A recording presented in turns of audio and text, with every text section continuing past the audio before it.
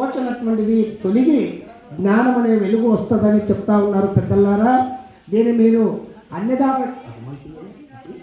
ఇలాంటి ధర్మాలను మనం అందరం కూడా ఆచరించి అజ్ఞానమైన చీకటి పోవాలంటే జ్ఞానమైన వెలుగు రావాలి. సూర్యుడు వెలుగైనప్పుడు చీకటి మటుమాయమైనట్లు మనకు మన పెద్దలు ఇచ్చినటువంటి గురు స్తోత్రాన్ని, గురు ధ్యానాన్ని, ఈ అఖండ మండలాకారం వ్యాప్తమైన చరాచరం తత్పదం దర్శనం ఏన తస్మై శ్రీ గురువే నమః అని ఎవరైతే స్మరిస్తారో, ఎవరైతే ధ్యానిస్తారో, ఎవరైతే పూజిస్తారో, పుష్పలత మాపుల గారు పూజిస్తారో, ఎవరైతే నిత్యం స్మరిస్తారో వారికి అజ్ఞానం అనే చీకటి దగ్గరికి రాదు, అంధకారం అనేటువంటి మాయ కూడా దగ్గరికి రాదు. ఎవరు ఏమి తలపెట్టినా వారికి కలుగును కానీ మనకు భగవంతుని నమ్మిన వారికి ఏమి కలగదు. గురుమాల సిద్ధయ్య గారు కానీ బ్రహ్మగారిని నమ్మి ఏమైంది? అలా సిద్ధయ్య యోగి అయినాడు, సిద్ధయోగి అన్నాడు, సిద్ధయ్య మఠం అని అయినది.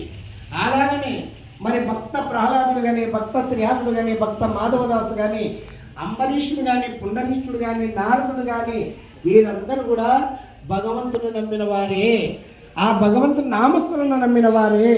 వీళ్ళందరూ చిరంజీవులైనారు. ఆంజనేయుడు లేని ఊరు లేదు.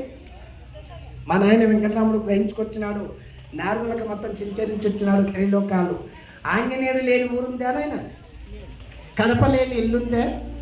తలుపు తాళం లేనటువంటి మూత ఉన్నదే? లేదు.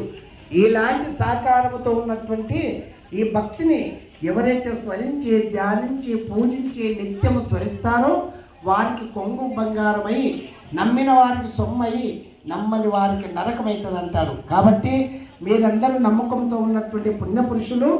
ఇప్పుడు ఎక్కడ ఆగింది ఇది? ప్రశ్న ఎక్కడ ఆగింది?